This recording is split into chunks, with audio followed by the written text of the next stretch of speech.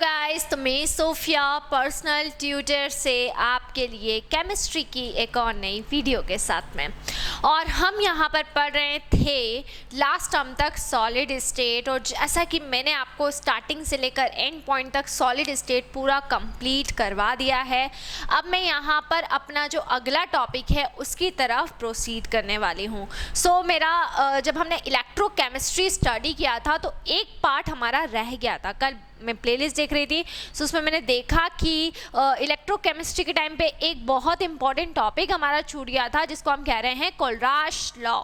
सो कोलराश law हमारा छूट गया था, उसको यहाँ पर हम डिटेल्स में स्टडी करने वाले हैं।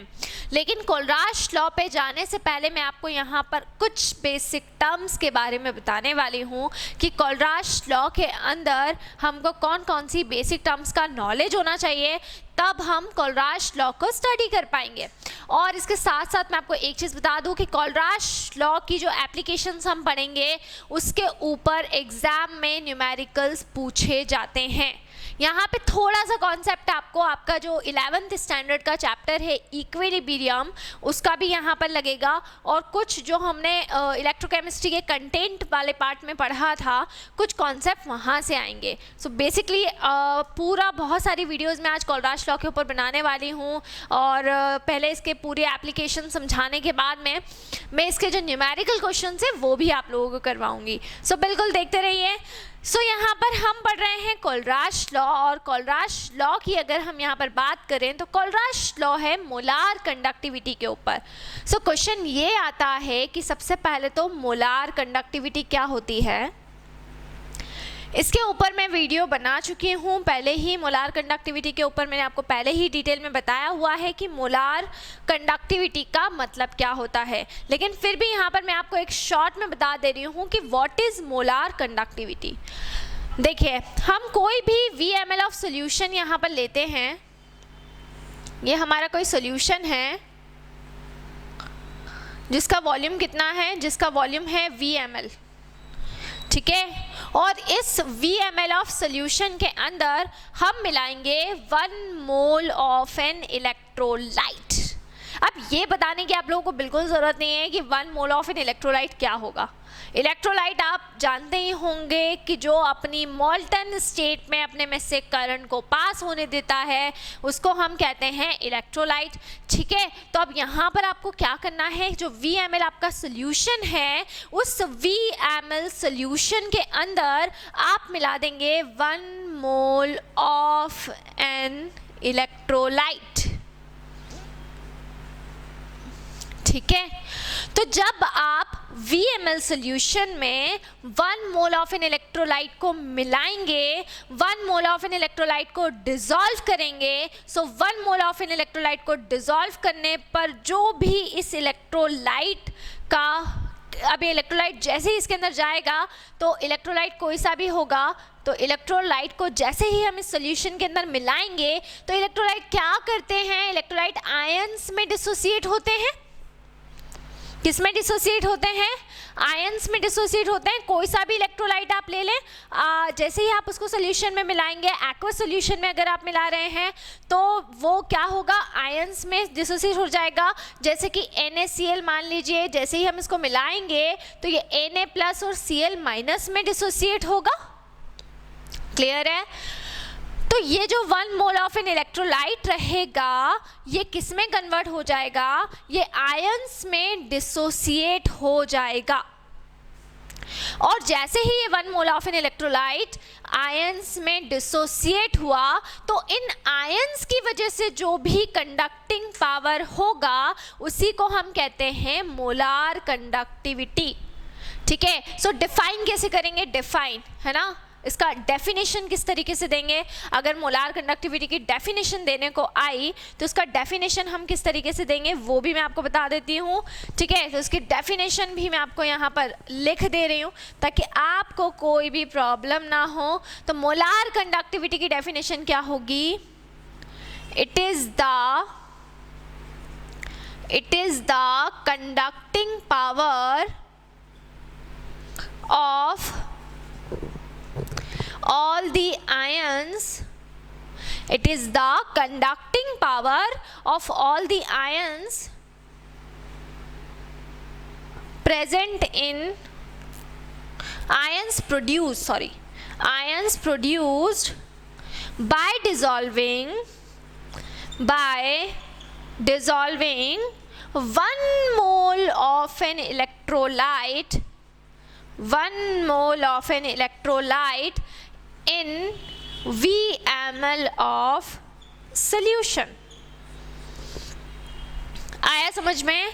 सो मोलार कंडक्टिविटी क्या हो जाएगा? It is the conducting power of all the ions. Ions के थ्रू जो कंडक्टिंग पावर होता है उसको मोलार कंडक्टिविटी कहते हैं.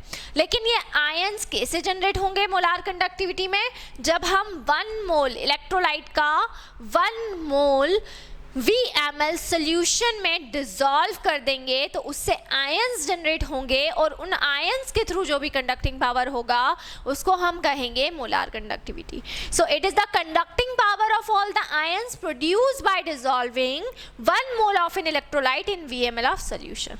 वैसे मैंने इसको पूरा डीप में आपको मोलार कंडक्टिविटी पहले पढ़ाया हुआ है, लेकिन क्योंकि जब हम कोलराश लॉ यहाँ पर कर रहे हैं, ठीक है, तो यहाँ पर आपको अगेन ये इसका थोड़ा सा रिपीट होना बहुत ज़रूरी था. तो और हम यहाँ पर मोलार कंडक्टिविटी को इस साइन से रिप्रेजेंट करते हैं. डेल एम से हम मोलार कंडक्टिविटी को रिप्रेजेंट करते हैं, या इसको हम डेल एम सी भी लिख सकते हैं. सी का मतलब होगा कोई भी कंसंट्रेशन सी पर मोलार कंडक्टिविटी. इसका फॉर्मूला आपको याद रखना है. अभी कोलराश लॉ में इसका फॉर्मूला यूज़ नहीं होगा, लेकिन हाँ जब हम कोलराश लॉ की एप्लीकेशंस पढ़ेंगे और उससे रिलेटेड आगे न्यूमेरिकल सॉल्व करेंगे, सो वहाँ पर हमें इसका जो फॉर्मूला है मोलार कंडक्टिविटी का ये याद होना चाहिए. तो मोलार कंडक्टिविटी का पूरा फॉर्मूला मैंने आपको डिराइव करके बताया हुआ है पहले वाली वीडियोज़ के अंदर. सो आप वहाँ से इलेक्ट्रोकेमिस्ट्री वाला जो फोल्डर खोलेंगे वहाँ से आपको इसका फॉर्मूले का पूरा डेरिवेशन मिल जाएगा. लेकिन यहाँ पर मैं अभी आपको क्या कर रही हूँ, केवल यहाँ पर मैं आपको फॉर्मूला लिख दे रही हूँ कि मोलार कंडक्टिविटी का फॉर्मूला क्या होता है. So del M is equals to क्या हो जाएगा? Del M is equals to हो जाएगा यहाँ पर del M is equals to आपका del M is equals to हो जाएगा कप्पा इंटू 1000 अपॉन में m. ये आपका फॉर्मूला हो जाएगा. m की जगह पे c भी आ सकता है. c मतलब होगा कॉन्सेंट्रेशन. सो कप्पा इंटू 1000 अपॉन में m, ये मोलार कंडक्टिविटी का फॉर्मूला रहेगा और ये आपको आगे यूज़ में आएगा.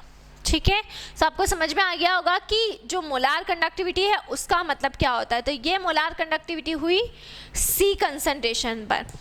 लेकिन जब हम कोलराश लॉ की बात करेंगे बच्चों, तो कोलराश लॉ के अंदर मोलार कंडक्टिविटी के आगे एक वर्ड लगा होगा जिसका मतलब होगा लिमिटिंग मोलार कंडक्टिविटी. सो अब क्वेश्चन क्या है, लिमिटिंग मोलार कंडक्टिविटी का मतलब क्या होगा. सबसे पहले मोलार कंडक्टिविटी तो हमारा डेल एम हो गया, लेकिन अगर लिमिटिंग मोलार कंडक्टिविटी कह रहे हैं तो उसके ऊपर ऐसा इनफाइनाइट का डाइल्यूशन होगा, इनफाइनाइट का साइन रहेगा, तो इसको हम कहेंगे लिमिटिंग मोलार कंडक्टिविटी. बोले मैम आपने साइन तो बता दिया, लेकिन what is the meaning of limiting molar conductivity?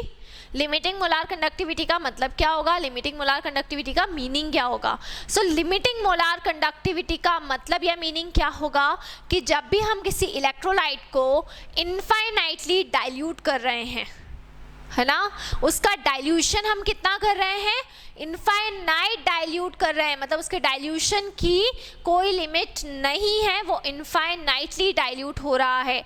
तो इनफाइनाइटली डाइल्यूशन के केस में जो मोलार कंडक्टिविटी होती है उसके ऊपर हम इनफाइनाइट का साइन रिप्रेजेंट करते हैं, जिसको बोला जाता है लिमिटिंग मोलार कंडक्टिविटी. और ये जो हमारी लिमिटिंग मोलार कंडक्टिविटी होती है, लिमिटिंग वर्ड जो आ रहा है वो इनफाइनाइट डाइल्यूशन के लिए लग रहा है. तो जब भी आप इनफाइनाइट सॉल्यूशन पे मोलार कंडक्टिविटी निकालते हैं तो वो लिमिटिंग मोलार कंडक्टिविटी होती है।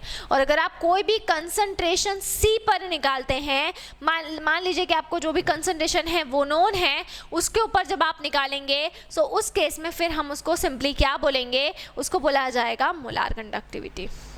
सो कोलराश लॉ में ये भी यूज़ होगा, ये वाली मोलार कंडक्टिविटी भी यूज़ होगी, लेकिन मेन जो कोलराश लॉ है वो लिमिटिंग मोलार कंडक्टिविटी के ऊपर है।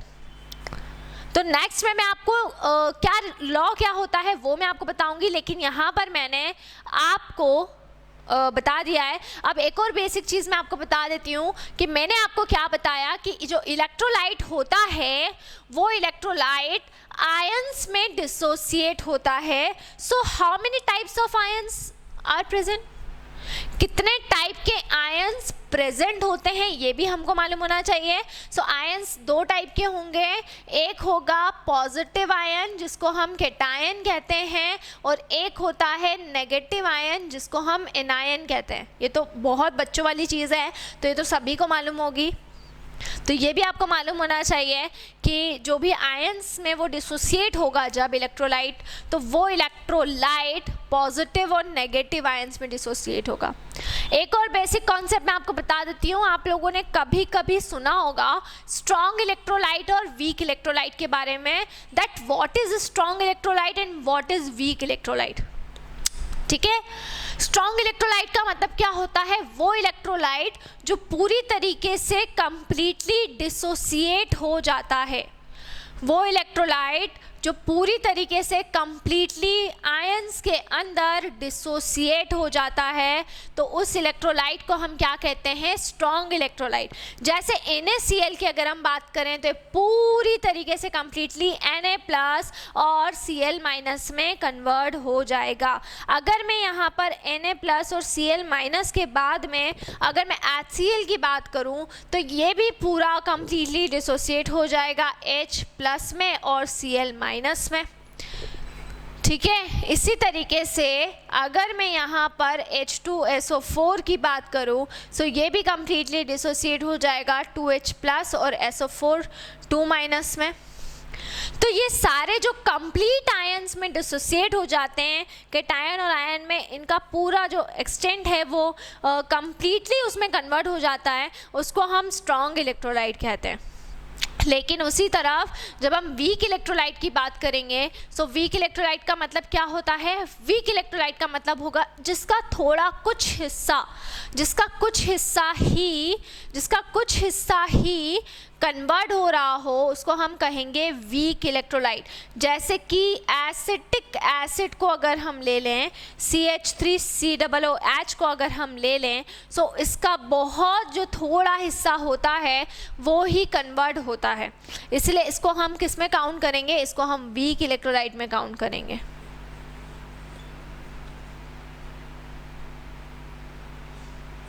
ठीक है, तो ये बहुत कम एक्सटेंट के अंदर काउंट होता है। अब देखिए, स्ट्रॉन्ग जो इलेक्ट्रोलाइट होते हैं उनकी मोलार कंडक्टिविटी बहुत ही इजीली निकल जाती है। रीज़न इज़ दैट कि वो कंप्लीटली आयंस में डिसोसिएट होते हैं, और इस वजह से जितना भी आयंस के थ्रू कंडक्टिविटी हो रही है वो मोलार कंडक्टिविटी होगी। लेकिन जब हम वीक इलेक्ट्रोलाइट की बात करते हैं तो क्योंकि वीक इलेक्ट्रोलाइट पूरी तरीके से कंप्लीटली आयंस में डिसोसिएट नहीं होते, इसीलिए हमें जब हम वीक इलेक्ट्रोलाइट्स की बात करते हैं तो वीक इलेक्ट्रोलाइट की मोलार कंडक्टिविटी निकालने के लिए हम कोलराश लॉ का यूज़ करते हैं। अब कोलराश लॉ किस तरीके से यूज़ होता है वो तो हम उसकी एप्लीकेशंस में पढ़ेंगे। तो ये ओवरऑल मैंने आपको बेसिक्स बताया कोलराश लॉ का। नेक्स्ट वीडियो के अंदर अब आपको कोलराश लॉ बहुत ही अच्छी तरीके से समझ में आएगा। सो नेक्स्ट वीडियो में अब हम पढ़ने वाले हैं कोलराश लॉ को पूरी डिटेल में हम स्टडी करेंगे। ठीक है, और इलेक्ट्रोकेमिस्ट्री का टॉपिक है, क्लास 12 का टॉपिक है। 11th और 10th वाले बच्चे भी अगर पढ़ना चाहें तो वो भी पढ़ सकते हैं। सो इसी तरह से जुड़े रहिए हमारे साथ में, वीडियोस को लाइक करते रहिए, चैनल को सब्सक्राइब करना ना भूलें। कोई भी डाउट, कोई भी क्वेरी हो उसे आप कमेंट बॉक्स में डाल सकते हैं। और अगर आप हमसे ऑनलाइन होम क्लासेस पढ़ना चाहते हैं तो हम आपको ऑनलाइन होम क्लासेस की फैसिलिटी भी प्रोवाइड कर रहे हैं। हमसे ऑनलाइन होम क्लासेस पढ़ने के लिए डिस्क्रिप्शन में जाकर सारी डिटेल्स ले लें और हमसे कांटेक्ट करें। दूसरी चीज़, घर पर रहें, सुरक्षित रहें, बाहर बिल्कुल भी ना निकलें, और लॉकडाउन है तो घर पर रहकर पढ़ाई करें, ठीक है। दूसरी चीज़ ये है कि बारिश भी बहुत ज़्यादा हो रही है, तो सेफ़ यही रहेगा कि आप लोग घर पे रह के ज़्यादा से ज़्यादा इस टाइम को यूटिलाइज़ करें और पढ़ाई करें। और कोई भी डाउट, कोई भी क्वेरी हो, उसे आप कमेंट बॉक्स में डाल ही सकते हैं। So thank you so much.